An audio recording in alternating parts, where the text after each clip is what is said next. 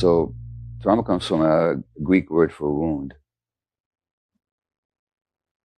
So trauma is a constriction. It's a narrowing. It's a diminishment of your emotional functioning, your uh, psychological functioning. So what I'm saying about trauma is that trauma is not what happens to you. Trauma is what happens inside you as a result of what happens to you. How many of you had the experience that you had a strong gut feeling about something and you ignored it and you were sorry afterwards? Sorry that you ignored it. Just raise your hand if you've had that experience. Okay? Most people here. Now, that's what I mean. That's the first sign of trauma, or the first impact of trauma, is a separation from yourself. Because your gut feelings are the strongest guide for what you need in the world.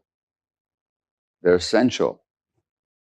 How long would you survive out there in nature if you ignored your gut feelings? You wouldn't. You'd be dead. That's how important gut feelings are.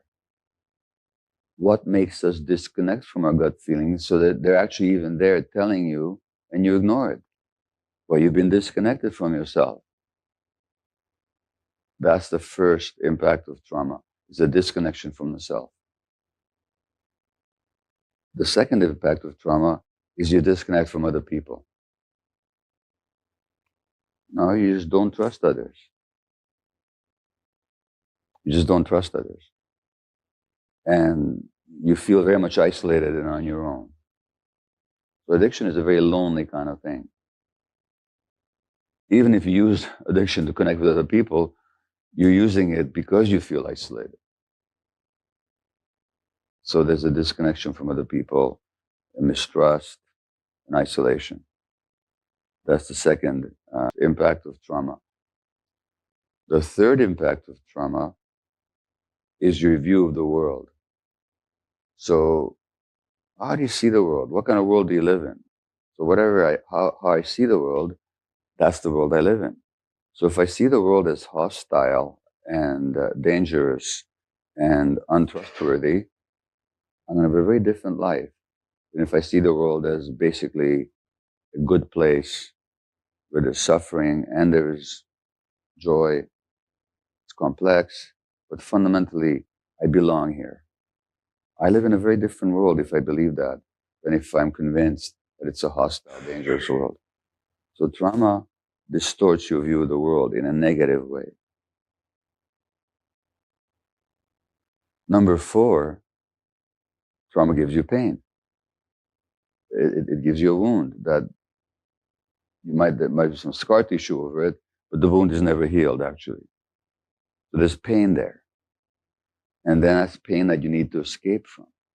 So it imposes a lifelong pain. When I say lifelong, I mean until you deal with it. That's the 4th impact of trauma.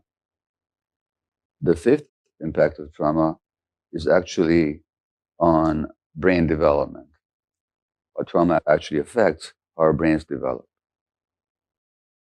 Children have no self-regulation. So if you're stressed as an adult, if you're mature enough, you can regulate yourself. You can take a few breaths. You can calm yourself down. You can say, okay, slow down. Let me think about this. Let me deal with this.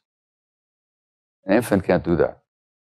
Infant's got no self-regulation whatsoever. So the infant's brain requires the mature function of the adult's brain to regulate itself. But what if the adult's brain is not functioning maturely because that adult themselves never got the right conditions for the healthy development? Now you have an immature adult's brain regulating or trying to regulate an immature infant's brain. So that self-regulation never develops. Number 6 is that trauma gives you a shame-based view of yourself. So you become actually ashamed of who you are. Not just of what you do, but of who and what you are as a person. So trauma gives you a shame-derived sense of yourself. That's number 6. And the 7th impact of trauma is it makes it difficult for you to be in the present moment.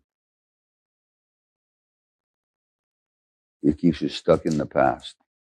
So you react to the present, or you're thinking you're reacting to the present, but actually you're reacting to the past.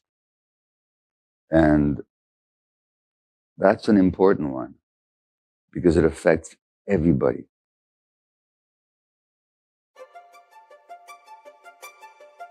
You may think you're here because somebody in the family's got a problem and you're here to help them. What I'll be telling you throughout the day is that actually each one of us is here for ourselves.